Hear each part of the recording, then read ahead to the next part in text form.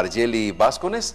Ella está de paso por Santo Domingo, pues, y nos viene a hablar algunos temas muy interesantes, especialmente la aprobación, el proceso de aprobación de leyes que lleva adelante la Asamblea Nacional. ¿Cuál ha sido su aporte frente a este poder legislativo que tiene nuestro país? Bienvenida, buenos días. Muy buenos días y muchas gracias por la invitación. Bueno, Marjely siempre pasa por Santo Domingo, soy del cantón vecino El Carmen de la provincia de Manabí y para mí será siempre un gusto estar acá con ustedes.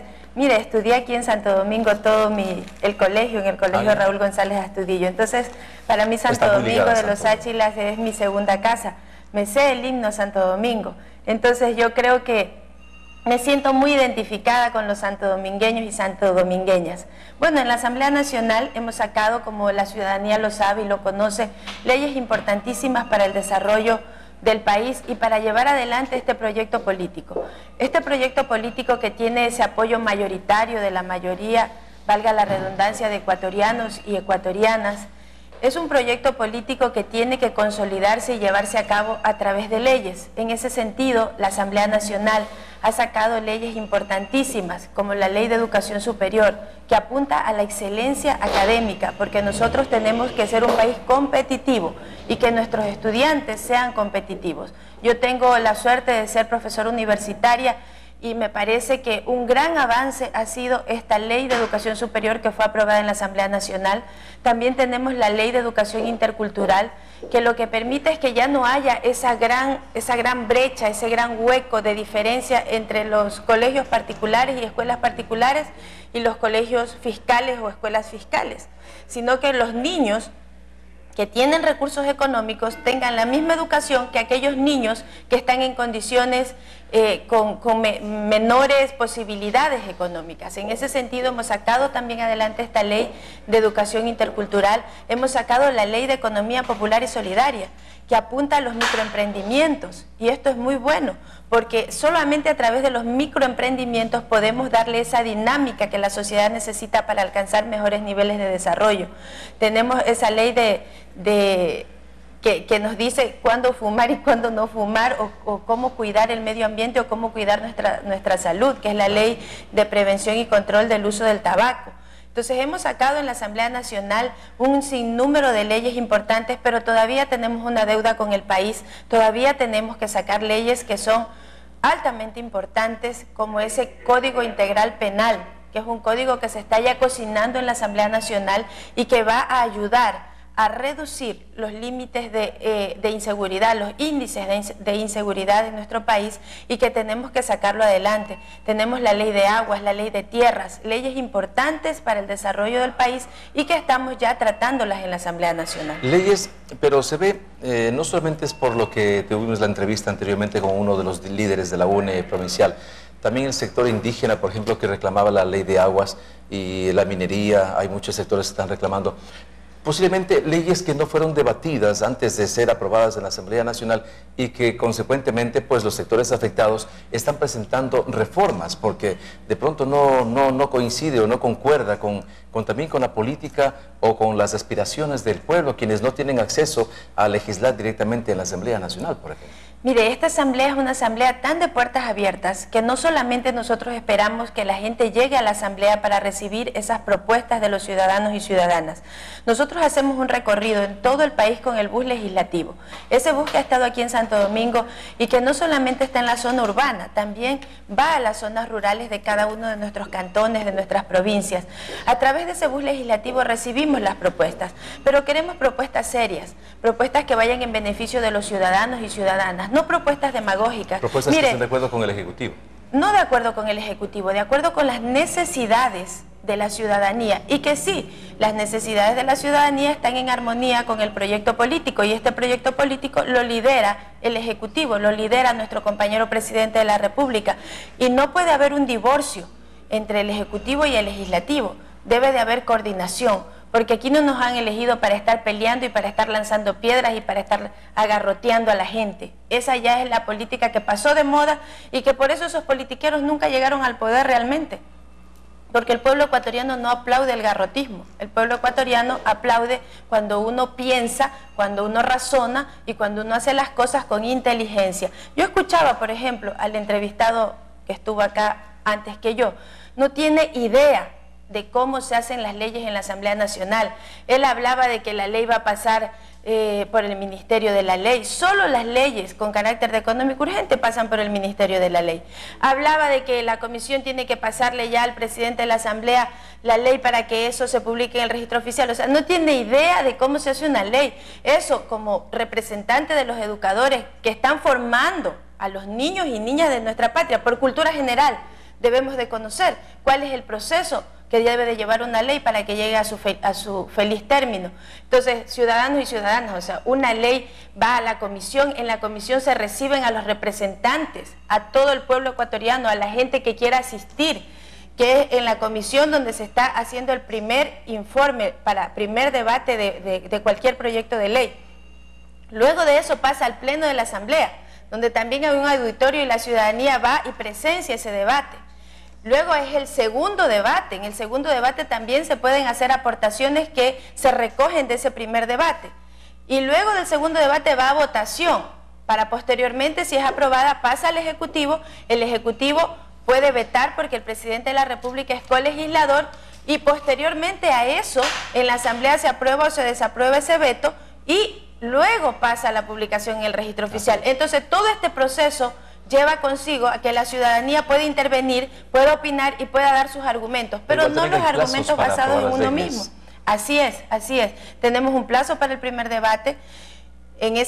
La comisión no puede demorarse más de ese término establecido por la ley y todo lleva un plazo, todo lleva consigo términos y plazos que por el hecho de que esté un tiempo establecido no quiere decir que el debate sea menos sustancioso o que la ciudadanía no puede intervenir. La ciudadanía puede intervenir, puede presentar sus ideas, puede presentar sus propuestas. Tenemos asambleístas que podemos llevar esas propuestas al seno de la Asamblea, ya sea de manera directa o ya sea con la participación de los ciudadanos y ciudadanas. Entonces, esta asamblea es una asamblea de puertas abiertas. Y siempre, mientras esté la Revolución Ciudadana liderando este proyecto político con el respaldo mayoritario del pueblo ecuatoriano, vamos a seguir teniendo una asamblea de puertas abiertas para escuchar las demandas de los ciudadanos. Mire, los asambleístas ya no estamos atrás de un escritorio siempre. Los asambleístas estamos con la gente, con la ciudadanía, todos los días, en un diario intercambiar de ideas. Ahora, usted es asambleísta nacional ahora, ¿verdad? Así es. Aspira a la reelección también, según estaba comentando. Ahora, las leyes que ustedes han aprobado en este periodo, son un poco más de 3 años, ¿son de iniciativa del Ejecutivo todas? ¿O de pronto un bloque político ha presentado una ley para beneficio de los ecuatorianos? ¿O usted personalmente, como asambleísta nacional, representante de Manabí también, ha presentado por su iniciativa alguna ley que sea tratada en la Asamblea Nacional? Bueno, nosotros, muchas de las leyes son presentadas por el Ejecutivo, ¿pero por qué? El país pasó de la larga noche neoliberal a una revolución ciudadana. En ese sentido necesitábamos leyes que lleven consigo reformas al presupuesto general del Estado. Leyes que no solamente sean enunciativas, sino que lleven consigo recursos. Ninguna ley que lleve consigo recursos puede ser presentada por un asambleísta.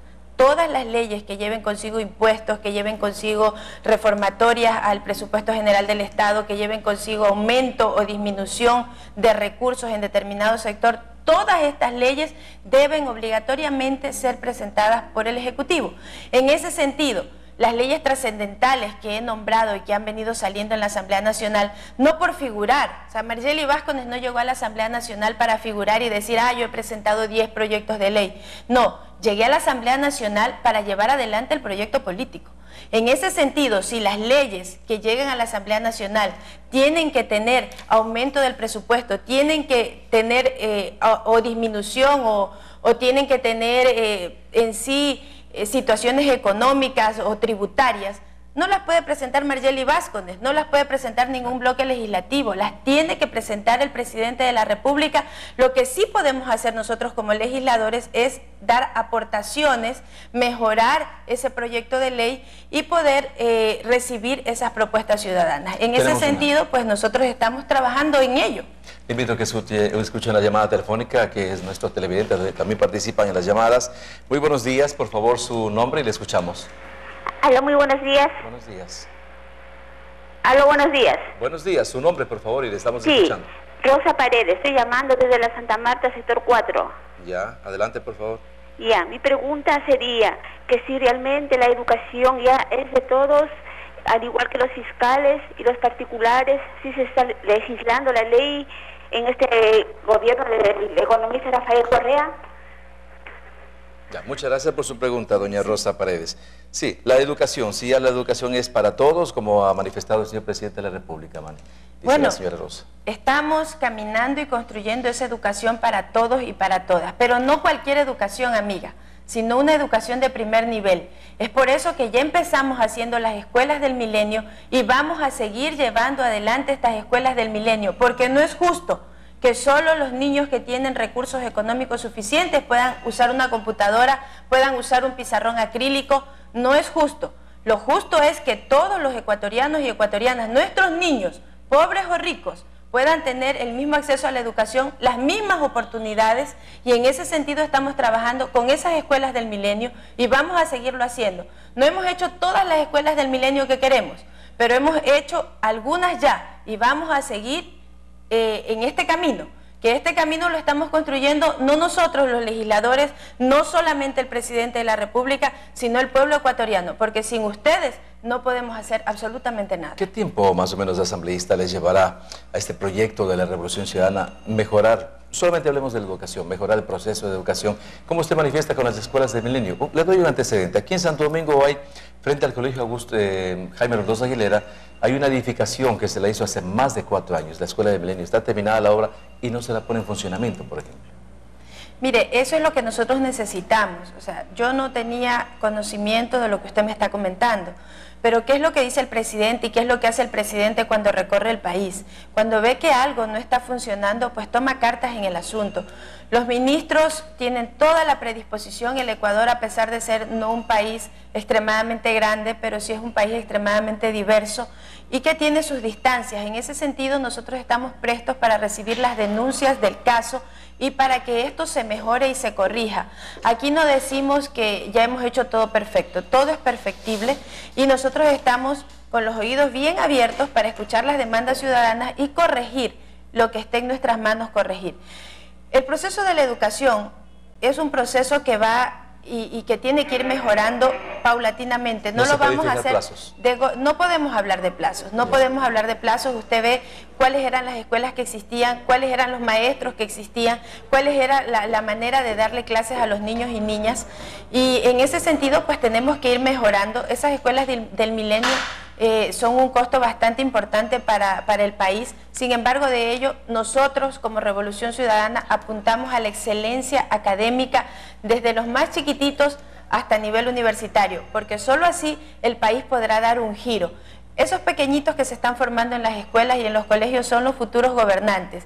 Y qué bueno sería que podamos tener otros Rafael Correa a futuro, y otros mejores a Rafael Correa en el futuro. Y digo Rafael Correa porque es un hombre extremadamente inteligente, extremadamente preparado y que es un lujo de presidente no solamente a nivel nacional, sino a nivel internacional. Qué orgullo saber que nuestro presidente tiene ese reconocimiento y sentirnos ecuatorianos, porque él decía, nos habían robado la esperanza. Él dice, nos habían robado la esperanza, pero ahora esa esperanza ha vuelto a nuestros corazones y qué orgullo decir en cualquier parte del mundo, somos ecuatorianos, y qué orgullo saber lo que se comenta en otras partes del mundo, ese sueño ecuatoriano. Le felicito por esa convicción que usted tiene hacia el proyecto de la Revolución y hacia el presidente de la República. ¿Usted aspira a la reelección como candidata asambleísta nacional o provincial? Nacional. Nacional, de acuerdo. ¿Por qué aspirar a una reelección? ¿Por qué no dar paso, por ejemplo, si en Manabí hay, creo que son como, ¿cuántos son los 2 millones de habitantes? ¿Por qué no dar paso a otra persona, por ejemplo? Bueno, usted sabe que las decisiones políticas no las toma Margely Vázquez. Yo soy nueva en el andar político, tengo los 4 años de asambleísta y sí estoy aspirando a la reelección. Yo creo que tenemos mucho por hacer, que cuando usted ya adquiere una experiencia en el proceso legislativo, eso sirve y eso es una fortaleza para poder llevar adelante otro proceso legislativo. En ese sentido, nadie está adueñado del puesto, pero sí queremos dar nuestro mejor aporte para el país. Y tampoco es Margely o ningún asambleísta quien decidió estar o no estar en en la nueva lista de asambleístas. Ahora soy asambleísta nacional y estoy nuevamente considerada en el 5º casillero de la lista de Movimiento País para la Asamblea Nacional. Esto lo decide una dirección nacional del movimiento. La dirección nacional del movimiento tiene en sus manos encuestas, tiene en sus manos los valores y las fortalezas de cada uno de los asambleístas, y en función de ello pues quiso poner los mejores cuadros que tenía, tanto de hombres y de mujeres, para las listas, la lista nacional como para las listas provinciales. Muchas gracias. Le deseamos suerte, amigos televidentes. Margely Vázquez, asambleísta, visitando esta mañana Saragay Noticias y hablándonos un poco sobre la aprobación de leyes y el proceso que se debe seguir, el camino que se debe seguir para la Asamblea Nacional poner en vigencia una ley.